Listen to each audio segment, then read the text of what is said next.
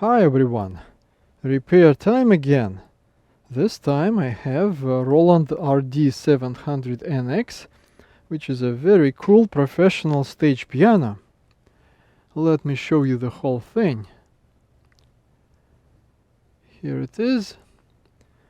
So one problem with it is this A3 key, which is physically loose but still makes a sound.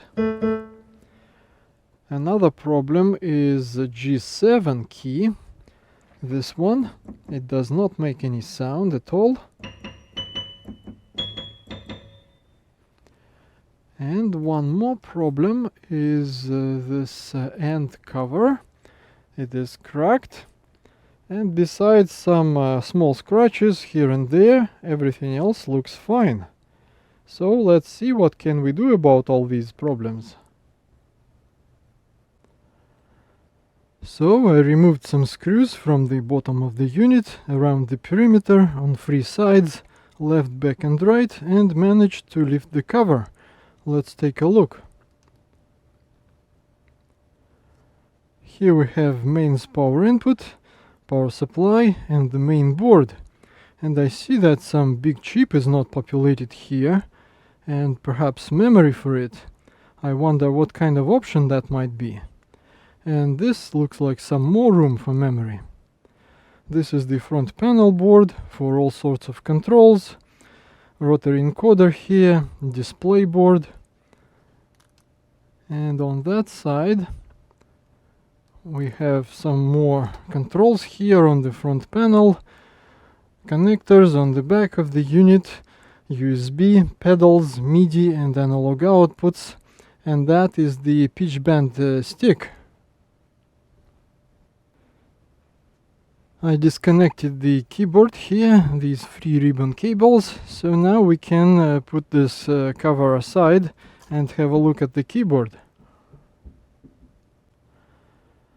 And here it is, so-called graded hammer action keyboard. So these weights are lighter on that side and become gradually heavier towards that side. Compare the weight on that side with this one.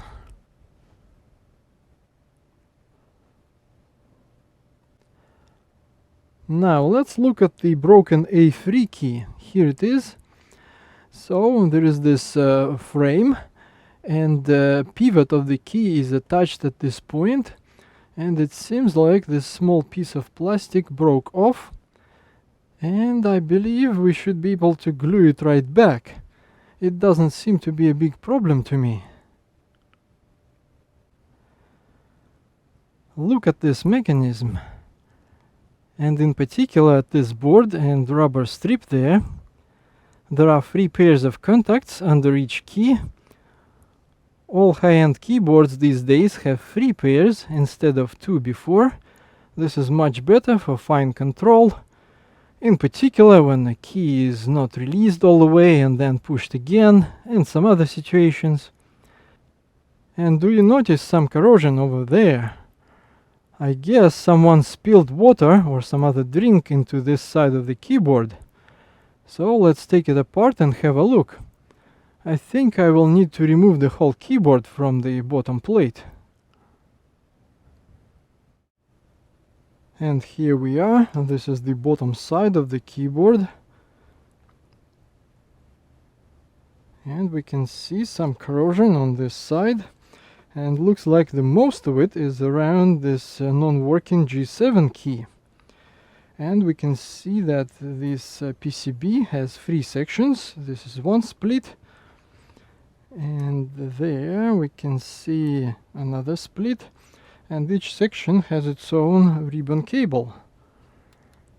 So we need to focus on this section.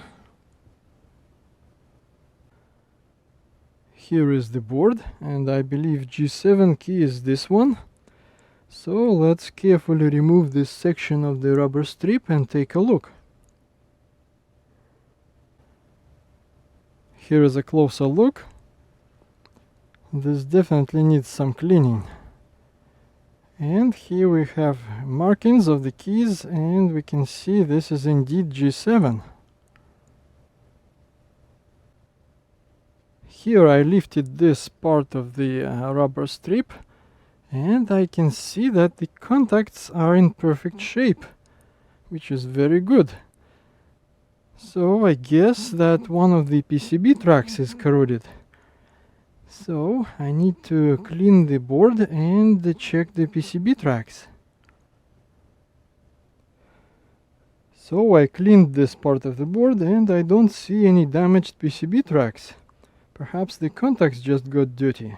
Let's reassemble and test. I decided to test this board before putting it into the piano, and because those black pads we have seen under the rubber strips are fragile, I wouldn't recommend poking them with probes. So I traced that particular key to the connector, and it turns out that all three pairs on one side go through diodes to the same pin, number 6, and the other side is connected to pins 10, 17 and 9. So we are in a diode mode here, and let's see, 1, 2, 3, 4, 5, 6. Here is pin number 6, and this is pin number 9. And let's see if I can hold both probes with one hand. And this should be the bottom pair. And here it is. Working fine, I suppose. Yeah, we see almost the diode drop. And now we move to pin number 10. This should be the top pair. Oops, I believe it slipped.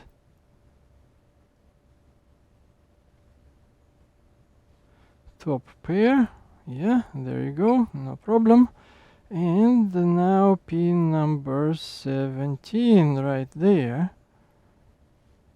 And this should be the middle, no problem.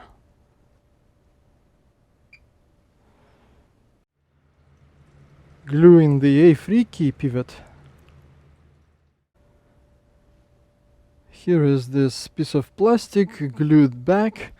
I used this DAP rapid fuse adhesive, which is similar to super glue, I suppose. And I also reinforced this thing with a piece of paper clip.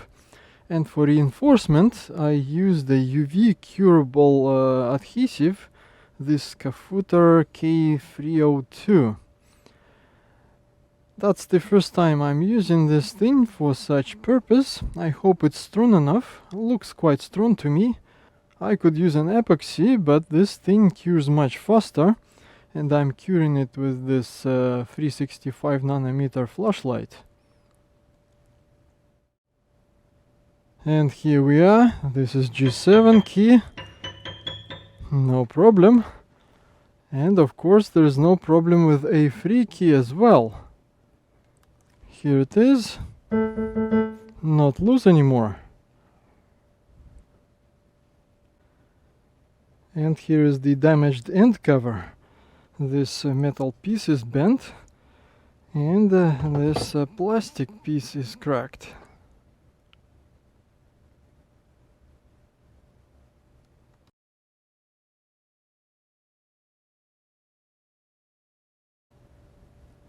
So the metal piece is straightened and the plastic piece is glued and reinforced a bit from the inside. It's not perfect, but good enough, doesn't catch the eye.